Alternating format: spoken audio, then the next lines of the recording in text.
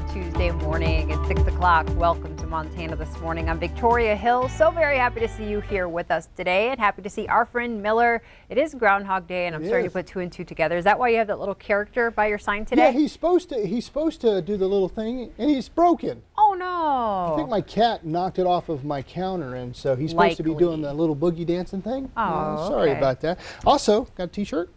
From when you went to see I got to Phil. See, and I asked him, I said, so how long has this particular groundhog been Phil? He's always been Phil. Those guys take their I backed job up. They took it seriously. Yeah, the guys in the top hats, we saw them this morning, doing the big reveal on Phil's prediction, but they have interesting names too. They said one out loud and I was like, what? So I'll have to look up. There's like I think it's like a lifetime appointment or something. There's a waiting list a mile long to be one of those guys. That is a very prestigious position there in Puxatawny. It really is fun. If you ever get a chance to make your way out there, go ahead and do it. It's a small town. I just want to warn you, it's nothing like the movie Groundhog Day when they go into the town square. They don't do it in the town square. They do it in a field outside of town, but it really is a lot of fun, so check it out if you can. Live look at downtown Billings, slowly coming to a life this morning on a Tuesday morning where it's milder than normal. That's courtesy of our Stockman Bank weather cam. 45 in Billings. That even beats our high usually this time of the season. It shows you how wacky the weather's been. Winds out of the southwest at about 20 miles an hour. We got 40s all around in Great Falls, Lewistown, also up in Cut Bank, down in Cody, Livingston as well. But we've got some 30s in Glendive and Sheridan, and also some 20s in Bozeman and Helena. Starting to see some snow already move into the higher elevations over there near Missoula, where they're getting in the lower elevations, so maybe some rain snow mix, but the higher elevations definitely some snow. And that's what's heading our way, but not today. A gorgeous day on the way with highs in the 50s and maybe some 60s. If we hit 61, that will tie the record on this day back in 1962. And if you missed it this morning, that furry little critter came out and saw his shadow, giving us 6 more weeks of winter. By the way, he has predicted winter more times than in early spring. He's done that as of this morning. He's predicted 6 more weeks of winter about 104 times. He's predicted in early spring 20 times. And he's been doing this since the spring of 1887. And if you want to know how accurate he is, he's 39% accurate, which in today's day and age would make me a lot of money as a TV meteorologist being that accurate. Let's just call it an even 40. There you go. Just bump it up. Make it look even better. Sure. Yeah. All right, Miller, thanks for those interesting Groundhog Day facts. Okay. I'll get folks filled in on the news now. Thanks. We begin this Tuesday with the latest on the pandemic. As new and more contagious variants of COVID-19 spread across the U.S., our local hospitals are using a new testing system to try and find them here. Q2's Andrea Lutz has more. And we could see another spike in cases. As cases of the COVID-19 variant close in on Montana, pathologists are actively looking for it. Billings Clinic recently started using a new testing system called TaqPath, yielding results in as little as 24 hours, but also helping to identify a new strain. Maybe about a month ago or so that the strain became more prevalent. Dr. Christina Cavern says while there's been no positive cases of the United Kingdom variant yet in Montana, their lab has already sent a dozen tests to the state to get further analysis. Any test that you get for COVID will include us looking for this variant. Most people have no idea if they have the variant because symptoms are relatively the same. But there's one very alarming difference. What the difference is with this UK variant is just that it's more transmissible, it's more contagious. The CDC says sometimes new variants emerge and disappear.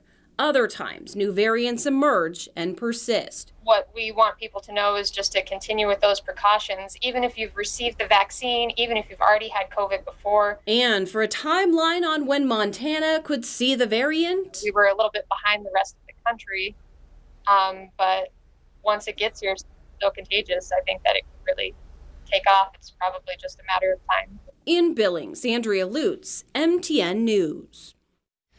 The good news is vaccines are mostly working against these variants, and Yellowstone County just received another batch to give 2,500 people their first shots. Both Billings Clinic and St. Vincent Healthcare received 975 doses and Riverstone got 200. A link and phone number to each healthcare facility's scheduling can be found on our website. Well, January was the deadliest month of the pandemic in the United States. February is looking up. The number of Americans in the hospital with COVID-19 has fallen below 100,000 for the first time in 2 months. Cases are also trending down in all 50 states and vaccination rates are picking up speed. About 16 million doses have been administered in the last 2 weeks. Health officials are hoping the country can stay ahead of the spreading of the virus mutations to continue the progress. U.S. lawmakers are now focused on a new COVID-19 aid package, but as CBS's Elise Preston reports, it's looking less likely the plan will be a bipartisan one.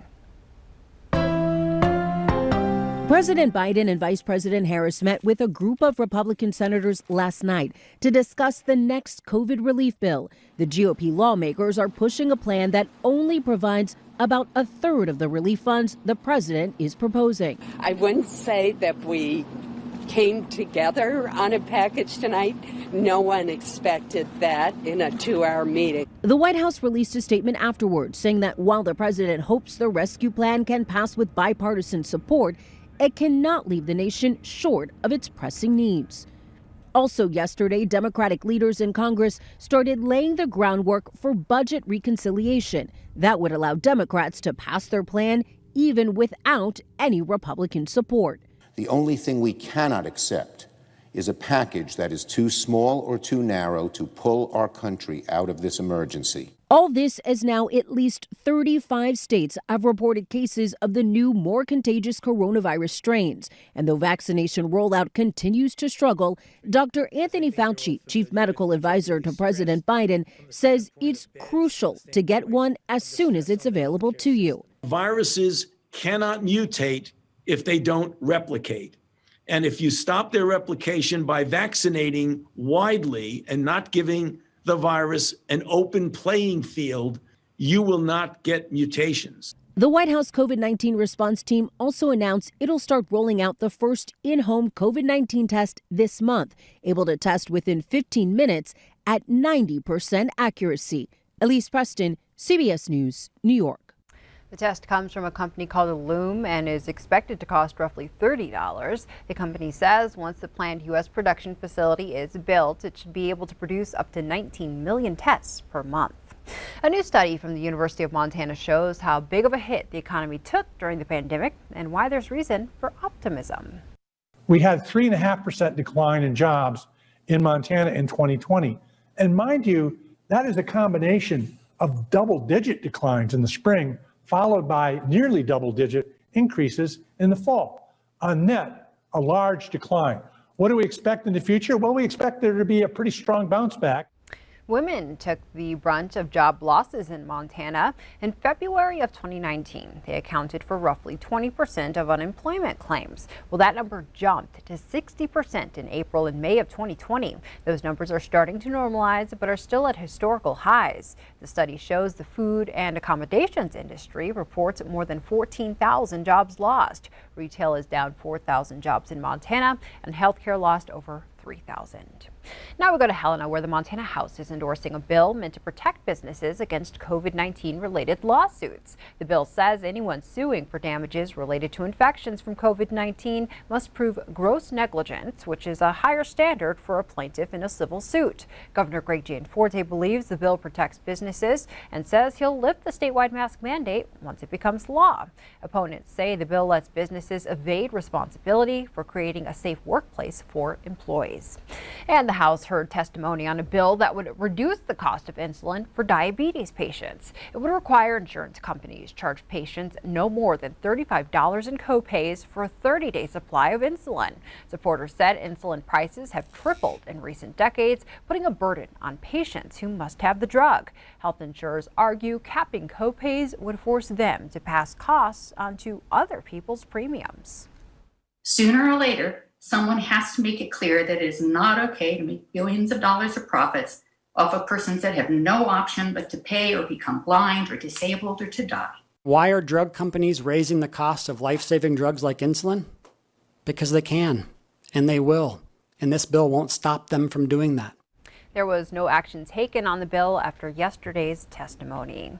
One of Governor Gianforte's top priorities for his first term is increasing pay for Montana teachers. A bill to do just that was endorsed in a 97-3 vote in the House. The bill would increase state payments for school districts that agree to increase the starting pay for beginning teachers in their first 3 years on the job. Base pay for starting teachers would have to be at least $34,000 a year, or in larger school districts, at least 70% of their median teacher pay.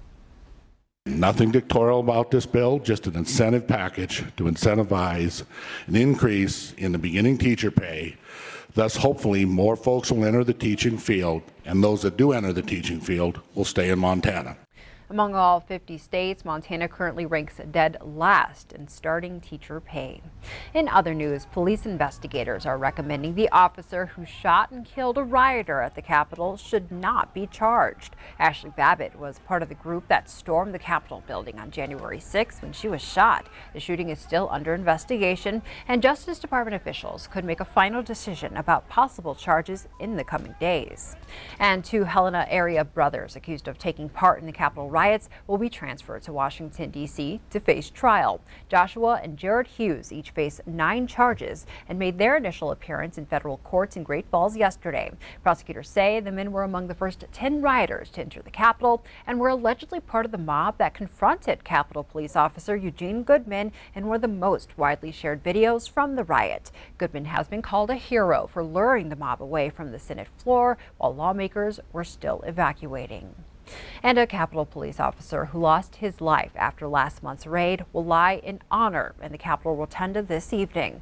Officer Brian Sicknick died from injuries he suffered during the riot. Members of the Capitol Police Force will be able to attend a private viewing tonight. Lawmakers introduced a bill to honor Sicknick with a plaque that would be placed in the Capitol. Sicknick will be buried at Arlington National Cemetery. In much lighter news now, spoiler alert, we know the winner of Super Bowl 55. Well, at least if you believe Zoo Montana's Sid the Wolverine, who chose the Tampa Bay Buccaneers. Sid took over the predicting duties following the retirement of Ozzie the Grizzly Bear. Sid made the scientific prediction by choosing between 2 pâtés, both made of a delicious meat mixture. Tampa Bay plays Kansas City for the Super Bowl title on Sunday, February 7th, right here on Q2.